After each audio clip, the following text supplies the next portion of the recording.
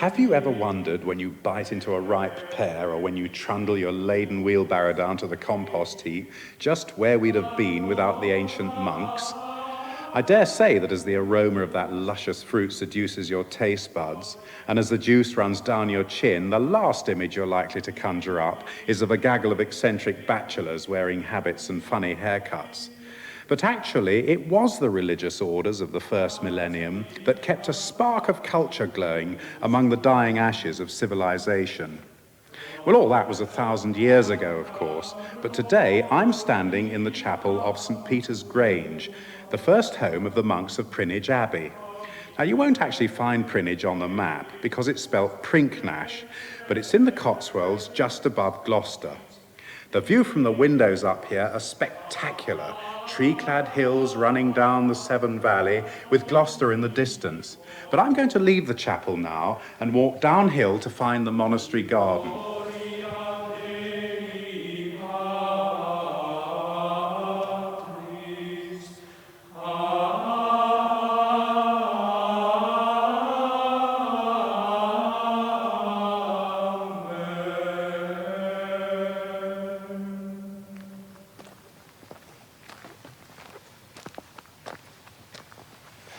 Halfway down the hill, I can see the Monastery Garden on the other side of a little valley, and it's nestling in the Cotswolds like the auditorium of a little theatre facing the sun as it moves round from east to west. And then up behind it on the hill, the modern Abbey of Prinnage, very stark in its yellow-coloured stone, just sticking out from among the trees.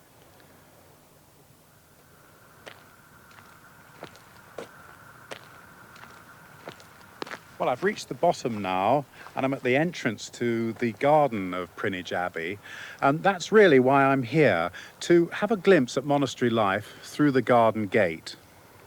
It may have seemed a bit far-fetched to have said that civilization was encapsulated in the monasteries when all the rest of the world between 400 and 1100 seemed hell-bent on rape and pillage. But it was true that the monks faithfully preserved and copied manuscripts, both sacred and profane. Artistry, philosophy and science were then almost, if you like, stored on ice, ready for release when the Renaissance came, the light dawned, and civilization began to get back on its feet again. But apart from preserving all that knowledge, those monks were pretty good at gardening too. And now I'm going to find out what it's like being a monk gardener today. I'm going to go through the entrance. There's a little gazebo here, all broken glass, and there's the dog barking, bless his heart. And if I pull this little wire here, it should ring a bell, and that should summon our monk gardener, Brother Anthony. Let's see if it works.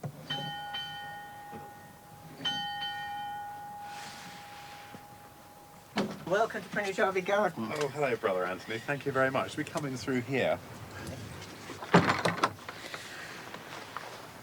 So this is what the garden looks like within the walls. Quite different from outside. Let's walk to the heart of the garden, to the mulberry tree, and that's the beginning of our history. There's a path leading down, and it slopes away very, very steeply, doesn't it? Does the wall go all the way round? Right the way round, yes. And it's mellow red brick with white flaking mortar in between, and coping stone along the top, and greenhouses I can see, vines, rows of strawberries, young fruit trees. So quite a lot going on here, obviously. Yes.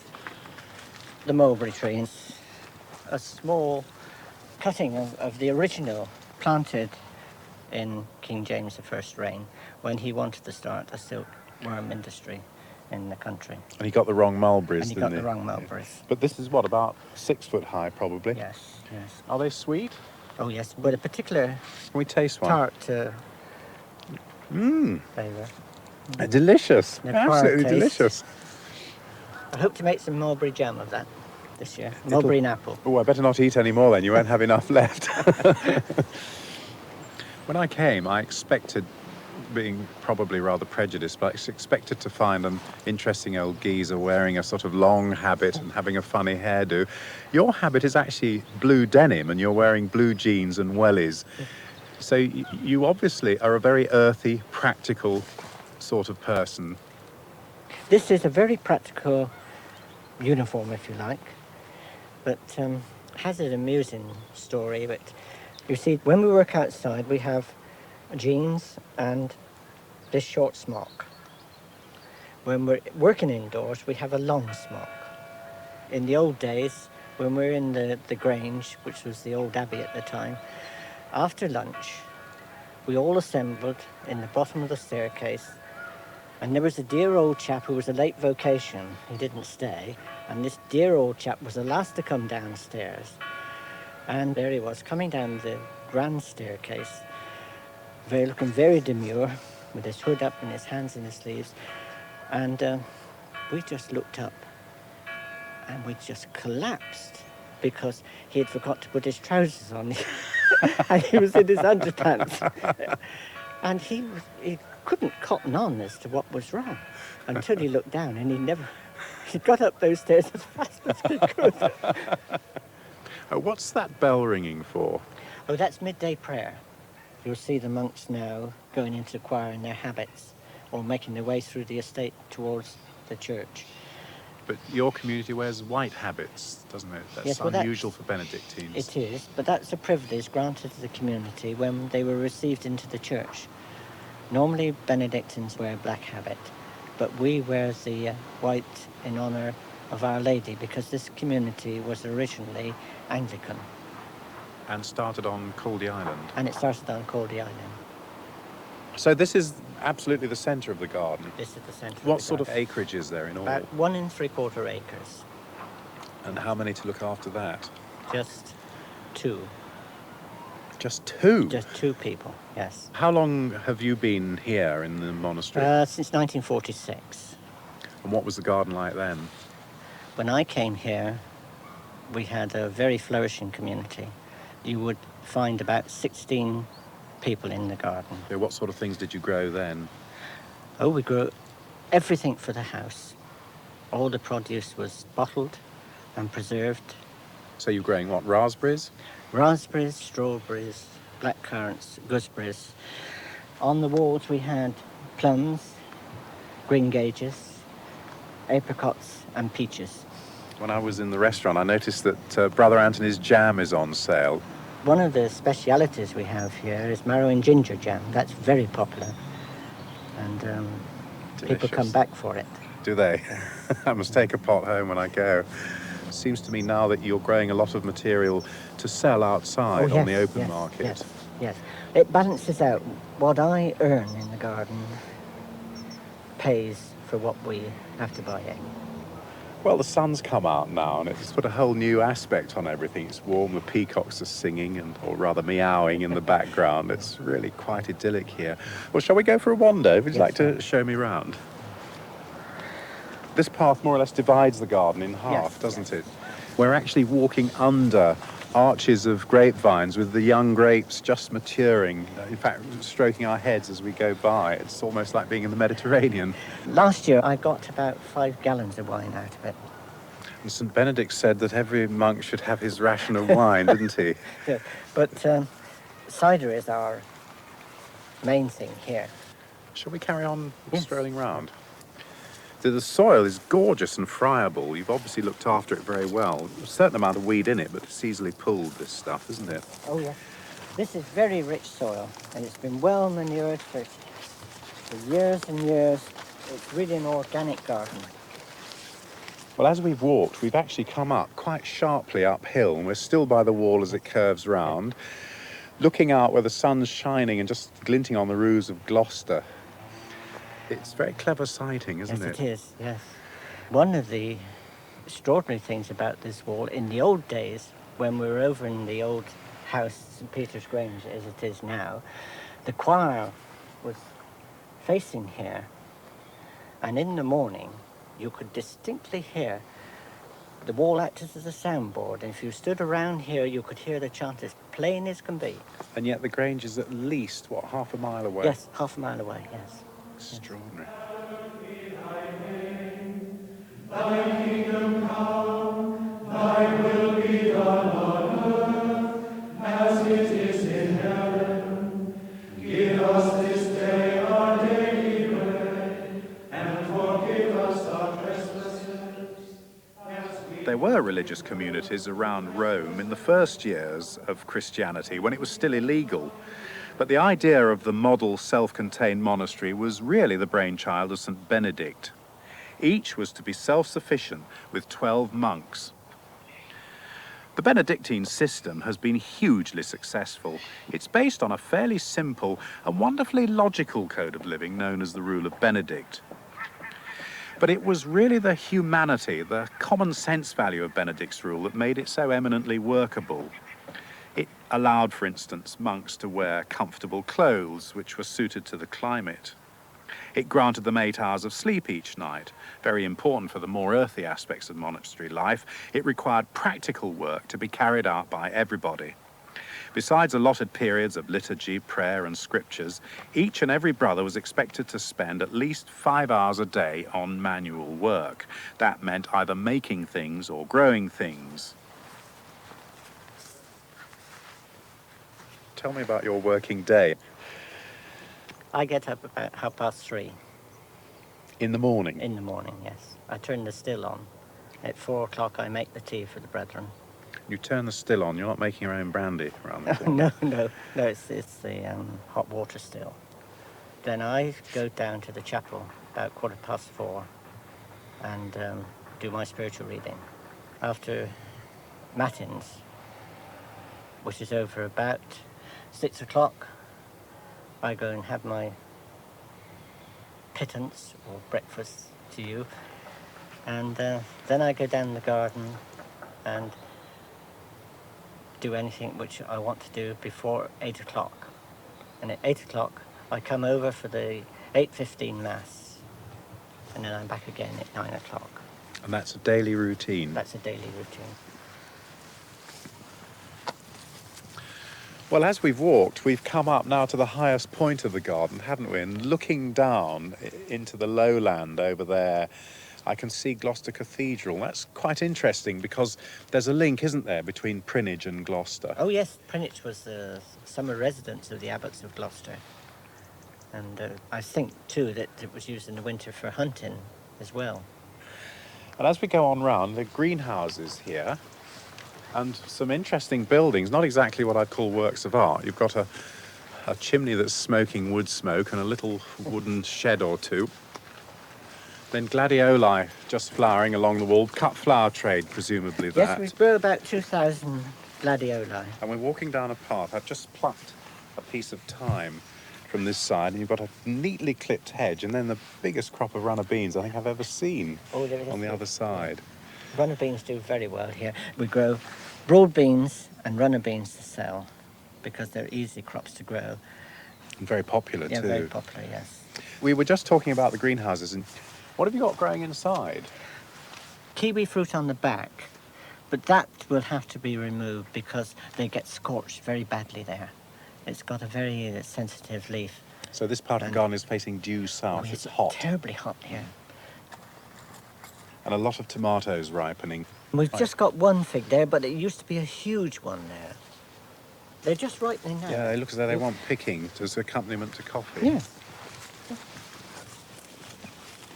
Oh, lovely. They are ripe, aren't they? Yes. This looks like brown turkey. It's brown with a deep red inside. Looks like strawberry jam. It tastes absolutely delicious. It really is. Are you going to eat one? Because I shall feel gluttonous if you don't. And I eat on my own.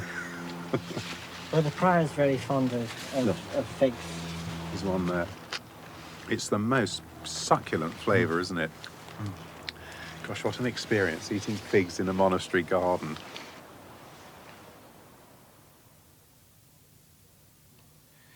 What were monastery gardens like? What did the monks grow? One of the most revealing documents is the St. Gall plan. This was drawn up in about 820 and serves as a blueprint for a model monastery. St. Gall in Switzerland had 3 gardens. The physic garden, where all the medicinal plants were grown, was just outside the physician's house. Here would be little beds planted with such deadly species as henbane, deadly nightshade, and aconitum. But here too would be soothing herbs like mint or sage. There was a larger kitchen garden where kale, an awful lot of kale got eaten in the Middle Ages, and carrots were grown. Onions and garlic and leeks were used in the 9th century, and also kidney beans.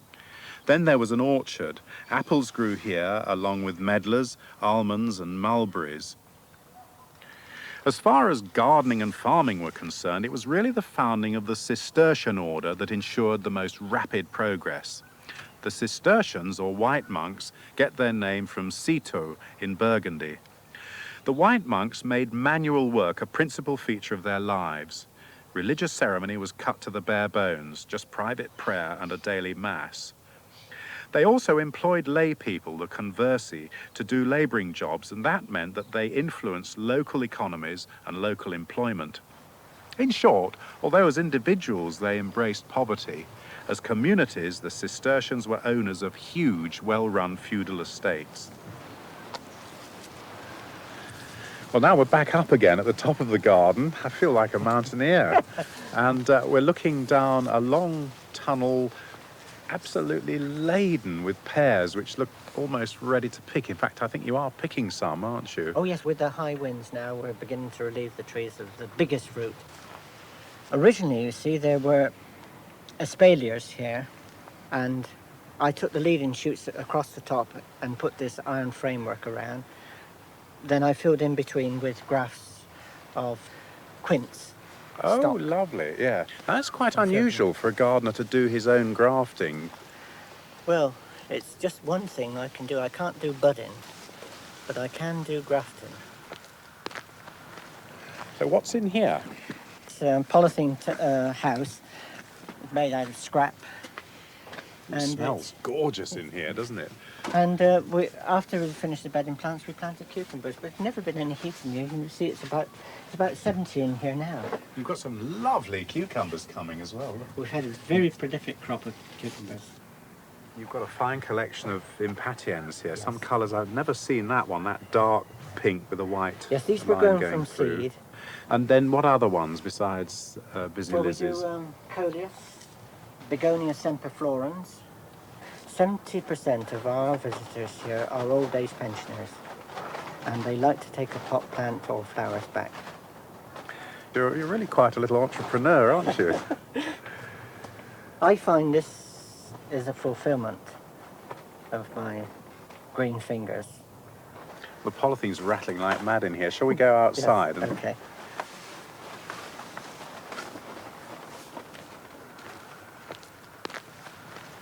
What made you become a monk?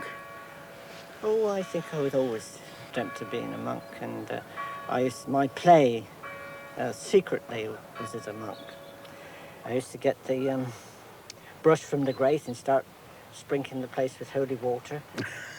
I used to use an egg cup for a chalice for mass, and that was my play. But it ceased to be play, didn't it? It became serious later. Oh, yes, yes.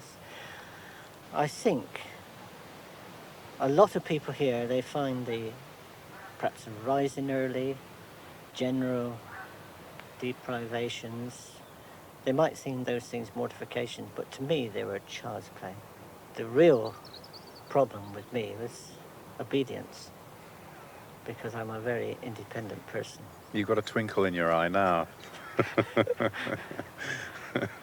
I don't suffer fools gladly.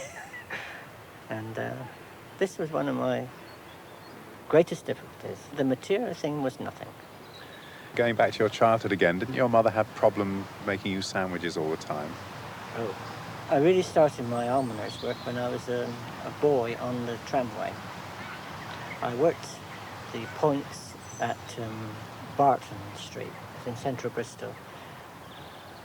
And there was an almshouse at the back of my duty point, and along that wall, day after day, were unemployed chaps.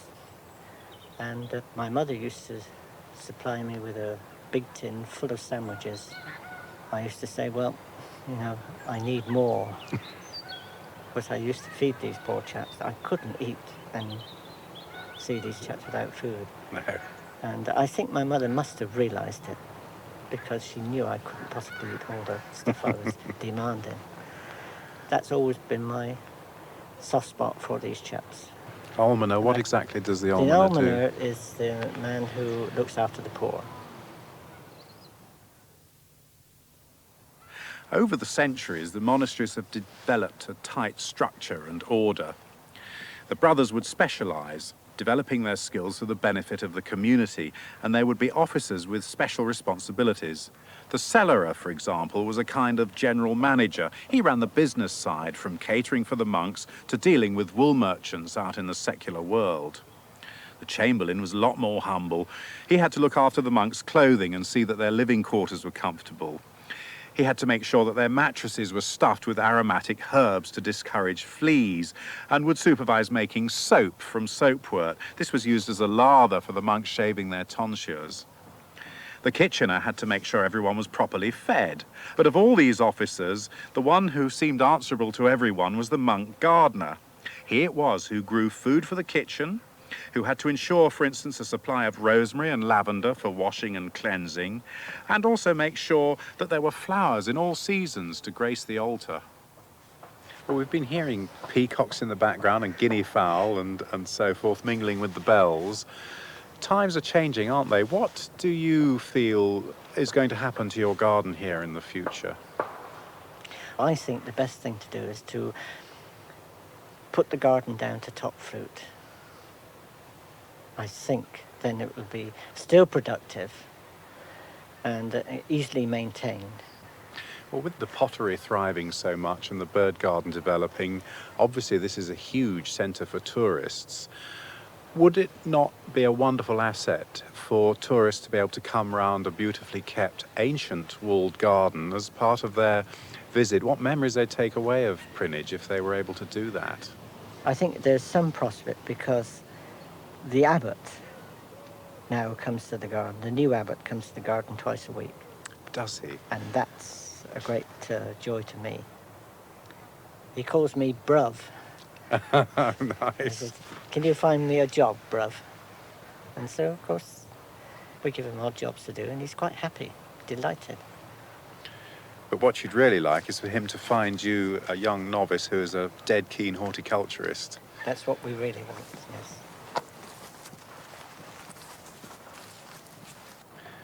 Well, we've done full circle now. Here we are, back again at the mulberry tree, having gone up and down and round, but it's been a fascinating visit. But Brother Anthony, tell me, what is it that makes you like gardening so much? You've devoted your entire life to it. One could ask why. Well, I think